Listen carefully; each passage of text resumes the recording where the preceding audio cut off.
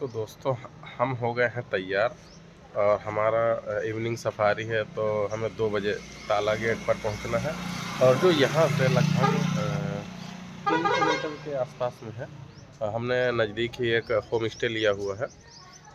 तो जैसे पहुंचते हैं वहाँ देखते हैं क्या कैसा होता है और आपको बताएंगे, गाइड भी करेंगे। क्योंकि हमारा जो होटल था ताला गेट के पास ही था, तो हमने पैदल ही चल दिए, पहुँचे टिकट काउंटर पर, जहाँ पर देखा काफ़ी भीड़ पहले से ही लगी हुई थी। क्योंकि हमारे पास ऑनलाइन पहले से ही था, तो खुलने का वेट कर रहे थे, तब तक हमने सोचा इधर उधर घूमें। और टिकट वेरीफाई कराने के बाद हम भी लग गए जिप्सी पर, ताला गेट के मेन गेट पर। तो ये जो बांधवगढ़ है ना, दरअसल इसके पास एक माइथोलॉजी है कि जब श्री राम युद्ध जीत के आए थे तो ये एरिया लक्ष्मण जी को दिया था और उन्हीं के नाम पर ये बांधवगढ़ पड़ा था। दरअसल बांधवगढ़ में एक किला भी है, आपको आगे देखने को मिलेगा। और ये पूरा लक्ष्मण जी का इलाका था। और हालांकि अगर आप जब घूमेंगे यहाँ पर तो बहुत ही सुंदर आपको नज़ारे मिलेंगे, बहुत ही सुंदर, आपका मन मोह जाएगा। अगर आप बांधवगढ़ आ रहे हैं तो ताला जोन की सफारी ज़रूर करिए। अगर आप प्रकृति प्रेमी हैं, ये देखिए सामने जो दिख रहा है एक मंदिर है, यहाँ पर मेला लगता है। और क्योंकि ये एक पहाड़ी है, कई सारी, एक नहीं कई सारी, उसके चारों तरफ ही रास्ताएं बनी हुई हैं जहाँ पर हम टाइगर की साइटिंग करेंगे। साथ ही साथ जो अन्य जानवर हमें दिखेंगे, जो भी नेचर के, वो भी हम यहाँ पर आपको बीच बीच में दिखाते जाएंगे, बताते जाएंगे। दरअसल ये जो पानी का स्रोत है, यहाँ पर कुछ दिन पहले टाइगर दिखा था, तो इसीलिए यहाँ पर हम कोशिश करेंगे कि पानी के साथ साथ ही हम चलें।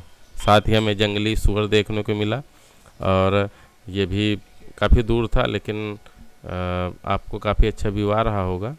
और हमें देखते ही ये भाग गया। इसके बाद हम घूमते रहे काफ़ी सारा। सामने हमें एक पानी का हॉल दिखा, यहाँ पर काफ़ी पानी था, साथ ही ग्रासलैंड था। ये जो पीछे पहाड़ियाँ थी, उसकी पहाड़ियों की जस्ट पीछे की जगह है। यहाँ पर बहुत सारे स्पॉटेड डियर हैं और सांभर है, जो अपना यहाँ पर घास चर रहे थे। यहाँ टाइगर देखने की बहुत संभावना होती हैं, लेकिन हमें नहीं दिखा।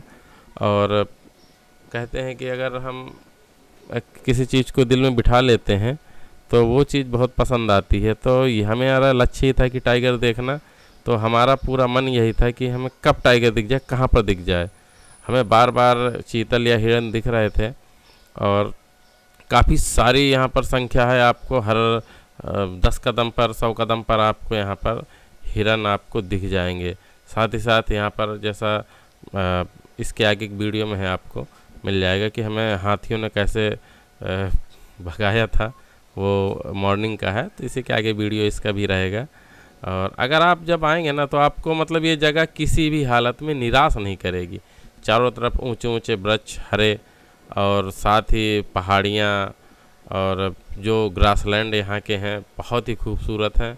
मैंने जैसा कहा था कि अगर आप प्रकृति प्रेमी हैं तो यहाँ पर आप एक बार आपको ज़रूर आना चाहिए।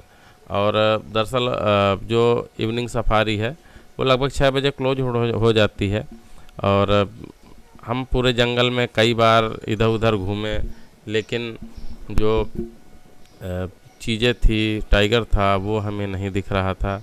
साथ ही साथ हम बस घूमे जा रहे थे। हमारे साथ एक भैया थे जो काफ़ी एक्सपर्ट थे, वो फोटोग्राफ़र हैं, तो उनकी भी थी, और साथ में गाइड थे, वो भी बताते जा रहे थे रास्ते भर में कि कैसे टाइगर दिखेगा, कहाँ पर कॉलिंग है, कौन सा एरिया है। और अगर बात करूँ तो सीता मंडपम है, यहाँ के जो फेमस एरिया हैं, सीता मंडपम है, और आपका अंधेरी झिरिया है। ये सब यहाँ की एक फेमस साइटिंग की जगह है जहाँ पर हमें टाइगर देखने को मिलता है। हम अंधेरी झिरिया में लगभग आधे 1 घंटे से ऊपर इंतज़ार करते रहे, क्योंकि सुबह ही यहाँ पर टाइगर की साइटिंग हुई थी। इसलिए हम अंधेरी झिरिया में बहुत देर तक रुके हुए थे। हालांकि हमें वहाँ पर डियर ही दिखे, जो कि नॉर्मल अपनी अवस्था में थे, कोई चौकन्ने नहीं थे। क्योंकि अगर टाइगर होता है ना, तो ये जो डियर हैं ये काफ़ी चौकन्ने होते हैं, और ये सब चीज़ें और बाकी जानवर भी बहुत एक्टिव होते हैं। तो बहुत देर तक हम वहाँ पर इंतज़ार करते रहे कि शायद कोई क्लू मिले। बाकी जिप्सी वालों से बात हुई तो भी हमें कोई क्लू नहीं मिल रहा था। तो और अंधेरी झिरिया एक्चुअली में क्या है कि वहाँ पर इतने घने पेड़ हैं कि आपको एक अंधेरा सा लगेगा। हमारे साथ ही बहुत सारी जिप्सी भी हैं खड़ी थी उस स्पॉट पर कि शायद साइटिंग हो जाए, लेकिन था कि सभी को निराश होना पड़ा। और इसके बाद हमने सोचा कि जब तक यहाँ पर ये लोग हैं हम थोड़ा सा एक चक्कर दूसरे साइड का मार के आते हैं। तो वहाँ पर हम गए, लेकिन वहाँ पर भी हमें टाइगर नहीं मिला। हालांकि हमारे पहुँचते पहुँचते वहाँ पर पता चला कि स्लॉथ बियर था, लेकिन उसे भी हम लोग नहीं देख पाए, उसकी भी अपॉर्चुनिटी हमने मिस कर दी थी। लेकिन जिससे हमसे पहले वाली जो गाड़ियाँ थी ना, उन्होंने स्लॉथ बियर को देखा। और जो जो हमें टाइगर नहीं दिख रहा था, शाम हो रही थी, हमारी बेचैनी बढ़ती जा रही थी। एक चीज़ और बता दूं, यहाँ पर बांधवगढ़ आपको बांस के पेड़ बहुत ज़्यादा मिलेंगे। आपको बांस के जो छोटे बांस होते हैं उनके झुंड के झुंड आपको मिलेंगे। साथ ही ये जो जंगल है ना, ये मुझे बहुत अच्छा लगा, क्योंकि जब आपको बांस के जंगल मिलेंगे तो बांस ही बांस मिलेगा। कभी आपको नीम के मिलेंगे तो नीम, बहुत सारी नीम मिलेगी। रास्ते में कई पैरासाइट पेड़ भी आपको मिलेंगे, ठीक है। और ओवरऑल देखा जाए तो मतलब मैं ढिकाला गया हुआ था, तो वैसा ही आपको खूबसूरत यहाँ का नज़ारा आपको पेड़ों में मिलता है और बहुत सारी वैरायटी।